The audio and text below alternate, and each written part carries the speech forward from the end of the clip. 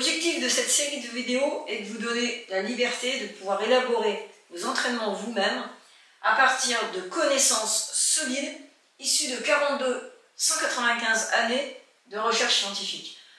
En étant au départ coureuse à pied, entraîneur, professeur d'université, et puis à présent, je m'occupe aussi d'une entreprise qui est entièrement dédiée à la recherche scientifique et à l'aide aux étudiants et aux futurs docteurs. Donc, vous avez des publications qui vous sont proposées en ligne, à peu près 200 publications. Tout ce que je vais vous raconter là sont publiés au plan international. Voilà, ça je tiens à le préciser. Alors, on va continuer à préciser les concepts. Hop. Donc, je rappelle que j'avais précisé que la vitesse aérobie maximale, qui est quelque chose qui existe depuis très longtemps, depuis l'UPG, une quarantaine d'années, et qui est toujours utilisée soit à l'école, soit pour les concours de pompiers, pour calibrer l'entraînement, donc qui est une vitesse associée à la consommation maximale d'oxygène, dans un protocole particulier qui ne correspond pas à grand chose dans la réalité sportive, qui consiste à augmenter la vitesse par palier. Donc ça peut être une séance d'entraînement, mais je dirais que vous êtes bien d'accord avec moi que dans des compétitions, on ne va pas trop s'amuser à faire ce genre de choses. Voilà, donc c'est une vitesse particulière associée à VO2 max. Mais il existe beaucoup, et on va le voir, de vitesses qui sollicitent la consommation maximale d'oxygène. Et cette dissociation aérobie-anaérobie, elle est complètement infondée. On va le voir par de nombreuses expérimentations. Je vais vous le prouver. Puis quand même, on va utiliser VMA, parce qu'il ne faut pas renier nos classiques, les choses qui nous ont permis de nous construire, je dirais, dans les concepts d'entraînement. Moi, la première, je connais, je vais vous raconter tout ce que j'ai fait avec VMA. Et donc, je vais vous donner, à la fin de cette séance de vidéo, une séance d'entraînement à faire, basée sur VMA, et vous verrez, il y a quelque chose d'intéressant à faire ensemble. Alors, on continue. En 1961, déjà, Åstrand, qui est un grand chercheur physiologiste suédois, Per-Olof Åstrand, qui a fait des gros manuels de physiologie qui nous ont permis d'apprendre la physiologie dans les années 75-76, où il n'y avait rien d'autre, c'était en anglais.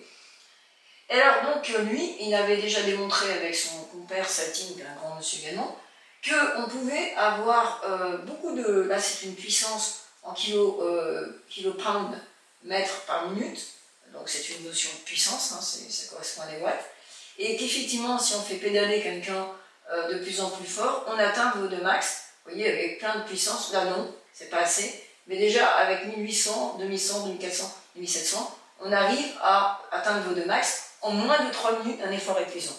La condition, c'est effectivement de faire un exercice épuisant, et là, on sait qu'on atteint le VO2 max. Ici, on peut vérifier que, effectivement, quand je demandais à quelqu'un, en course à pied cette fois-ci, de faire un temps limite à 100%, donc vous l'avez en rond ici, de VMA, ou à 90%, ou à 140, ou à 120, 140 et 120, ici, on est à VO2 max, ici on n'est pas, on n'atteint pas VO2 max, ou ici vous avez des temps limites. Donc vous voyez quand même que là, on a 3 vitesses, 100, 110, 120% de VMA, on atteint VO2 max. De même, quand on fait la même chose, en prenant le temps limite à VDETA 100, c'est-à-dire à 100% de VMA, on atteint effectivement, ici, on est à VO2 max. Quand on est à l'intermédiaire entre la vitesse au seuil lactique et VMA, on atteint également VO2 max. Quand on est aux 3/4 d'intermédiaire également, mais pas quand on est au quart de l'intermédiaire. Donc vous voyez, c'est quand même un réglage assez fin. Alors je vous reprécise là qu'on est dans un contexte de temps limite à vitesse constante. C'est pas la même chose qu'en compétition, on n'est pas à vitesse constante. Alors ce phénomène, effectivement, pourquoi on atteint VO2 max alors qu'on n'est pas forcément à VMA, mais qu'on peut être juste en dessous, à delta 75 entre le seuil et VMA, et donc à 75% de la différence entre le seuil et VMA, ou à 50%, c'est parce qu'il y a effectivement un phénomène de l'effet du temps, puisqu'on a, dans les tests triangulaires, on a chointé le temps, on a effectivement oublié le temps, on a fait des petits paliers successifs. Et quand on laisse faire le temps, et c'est souvent ce qui existe quand on court dans la réalité de la compétition, on s'aperçoit que le VO2, qui aurait dû rester là en théorie par rapport à ce qui était dans un test de référence triangulaire, où quand on remet la personne à une puissance, mettons, entre le seuil et VMA, donc dans un test triangulaire, on ne le voit pas, on est ici, mais quand on laisse faire le temps, eh bien, imaginez que, comme dans l'Astérix, on a des galériens qui rament, hein, c'est des fibres musculaires. On a besoin de convoquer plusieurs galériens qui vont, ou finalement fibres musculaires, qui vont se mettre à bosser pour pouvoir faire face à la fatigue musculaire et qui vont donc consommer de l'oxygène, elles ont le droit. Hein.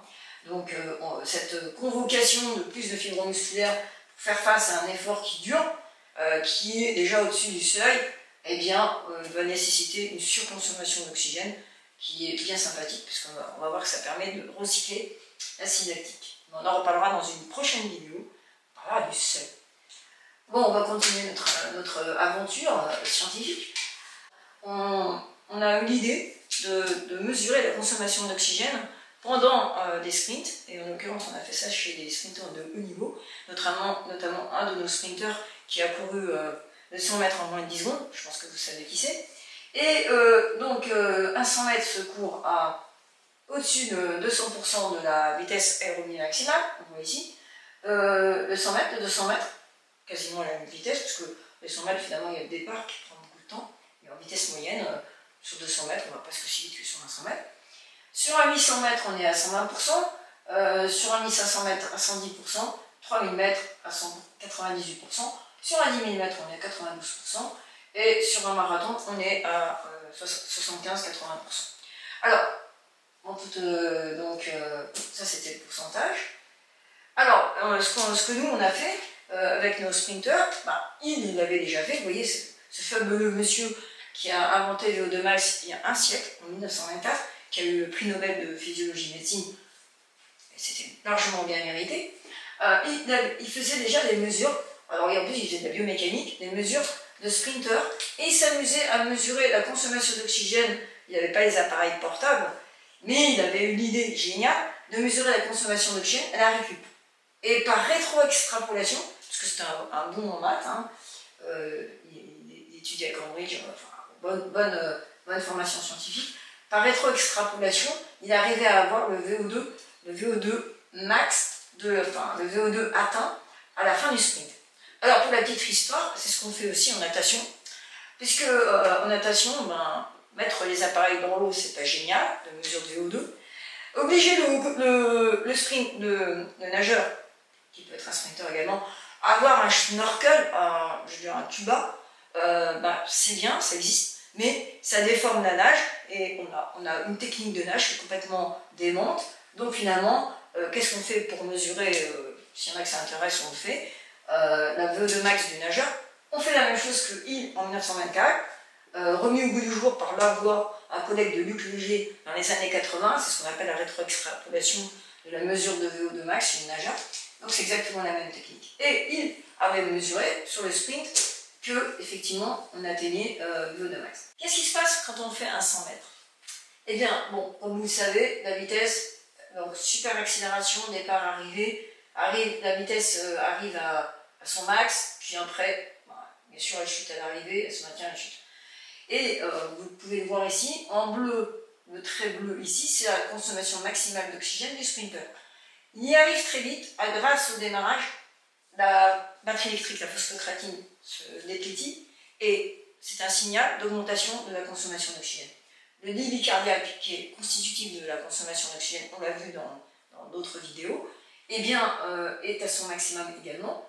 Et on a donc effectivement, dans le sprint où on est à 40 km/h, on est à VO2 max pendant à peu près 30% du temps du sprint. Voilà. Donc on a publié un article, si ça vous intéresse, qui s'appelle le temps limite à VO2 max du sprint au marathon, qui est un article de 2020, que vous trouverez dans notre site internet Biatraining, dans la rubrique publication.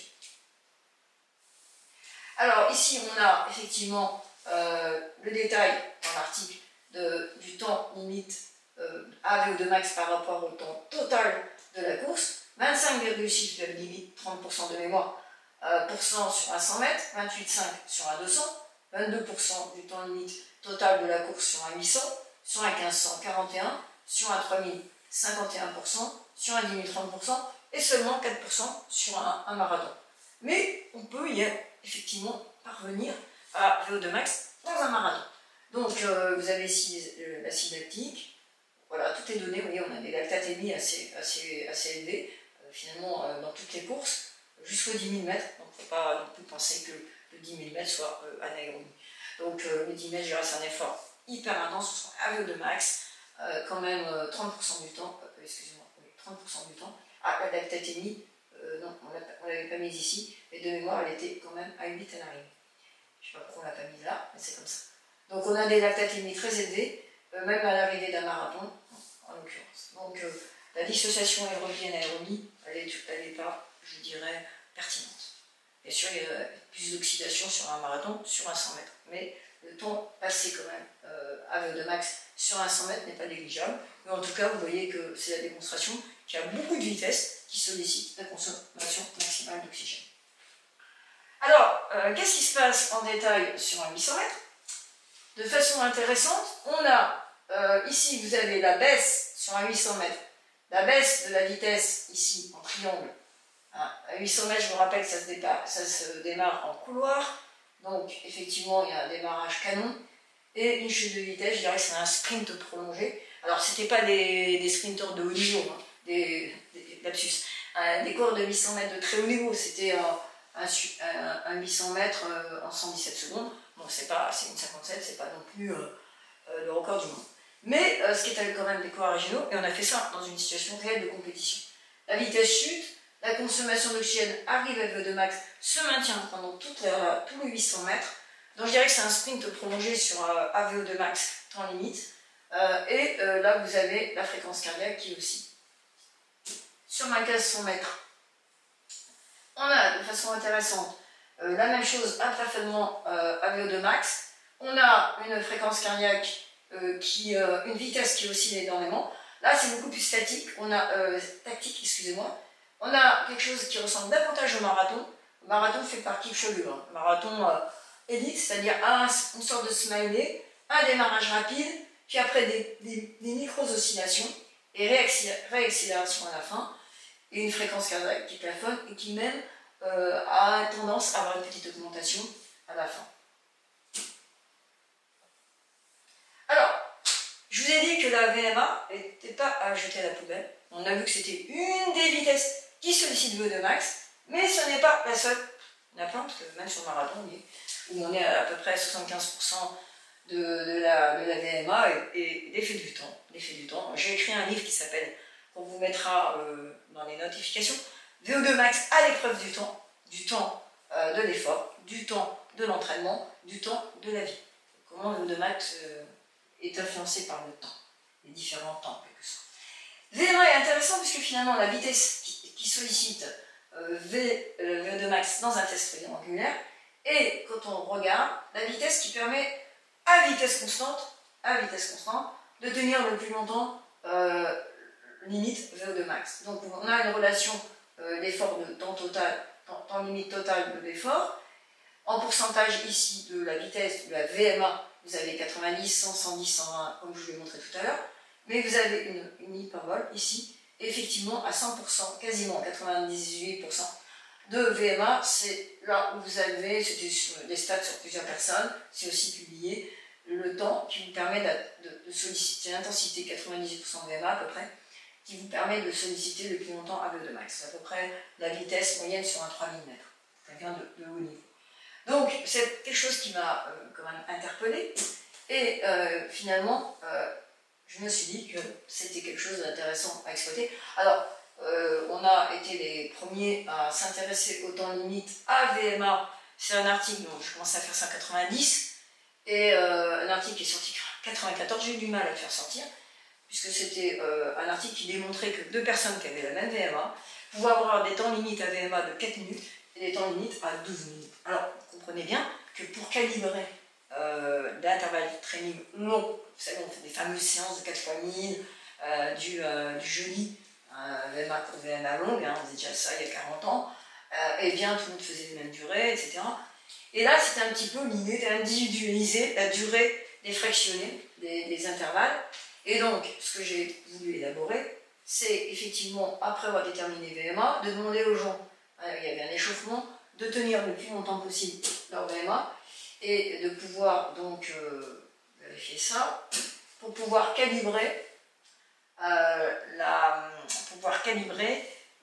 séance d'entraînement à VMA. Alors, déjà, ce qui est intéressant, c'est qu'on a démontré que c'était reproductible, donc cet article de 94, qui a été le 8e article le plus cité au monde en physiologie d'entraînement cette année-là. Donc c'était mon premier article, mais bon voilà, j'étais contente, j'ai eu du mal, mais c'est une petite leçon je dirais, de vous à tous ceux qui sont des néo-entraîneurs, enfin des néo-scientifiques, des jeunes doctorants, etc. Persévérer, le premier article c'est dur à sortir, mais c'est une belle satisfaction et il vaut mieux prendre le temps de sortir quelque chose d'original que de vouloir faire de la recherche incrémentale. C'est bien de changer un petit truc de ce que tout le monde fait, finalement de ne pas apporter grand chose à la science. Alors on avait montré que c'était reproductible, temps limite 1, temps limite 2, et que finalement ce temps limite à VMA était super corrélé à la vitesse sur semi-marathon. Donc ça nous permettait, cette étude, de vérifier que effectivement c'était reproductible et que c'était une vitesse intéressante, une notion, enfin un facteur intéressant, ce temps limite à VMA, parce que c'était directement corrélé à la perf que les personnes pouvaient faire sur un semi-marathon. Donc, c'est une vitesse qui est éminemment, enfin un temps limite éminemment, donc ce temps limite à VMA corrélé à la vitesse sur semi-marathon et à la vitesse d'état stable de la lactatémie, dont on vous parlera dans le prochain épisode consacré à cette notion de seuil lactique. Alors maintenant, un petit call to action quand même. Vous avez donc mission. Mesurez votre VMA avec un test de VMA. Bon, il y a plein de protocoles possibles, vous la programmer dans votre montre, les incréments, faites des incréments, des paliers de 2 minutes avec des incréments de 1 km/h par exemple. Vous déterminez votre VMA, bon, prenez la vitesse, pour VMA vous n'avez pas de mesure de VO2, donc prenez la vitesse, déjà vous allez craquer à la fin, et vérifiez que cette vitesse de craquage correspond à une fréquence cardiaque au moins égale à votre fréquence cardiaque maximale habituelle, ou au moins 95% de votre fréquence maximale habituelle. Donc prenez cette vitesse en référence, et après je vais vous demander de faire une séance d'entraînement basée sur le temps limite à VMA. Alors là, oui, il faut pouvoir mesurer votre temps limite à VMA, c'est un peu cruel, mais échauffez-vous bien, au moins 20-30 minutes, petit footing à allure facile. Puis après, vous avez connu votre VMA par le test de VMA, et maintenant allez-y, faites-moi un temps limite à VMA, vous programmez le temps de passage sur la montre par rapport à la VMA, et vous essayez de tenir le plus longtemps, et vous nous envoyez vos fichiers, et on sélectionnera la meilleure réalisation de temps limite à VMA. Alors on veut la preuve du test de VMA, du temps limite à VMA. Et franchement, si je vois quelque chose de bien, il y aura un petit cadeau à gagner, des entraînements gratuits, bouquins, vous aurez le choix. Voilà, donc je répète, vous faites votre séance de VMA, votre test de VMA, votre séance de temps limite à VMA, et après, vous essayerez même, je vous donnerai, on choisira la meilleure réalisation de ces deux tests, et après je vous donnerai un entraînement magique pour améliorer votre VMA, et puis le gagnant sélectionné aura quelque chose en plus. Voilà. Allez, à très bientôt. Vous avez une semaine pour faire ça. Hein. C'est un peu... Non, 2 semaines. Allez, je vous donne 2 semaines. C'est un peu chaud, mais c'est comme ça. On y va, il faut se réchauffer. Allez, action!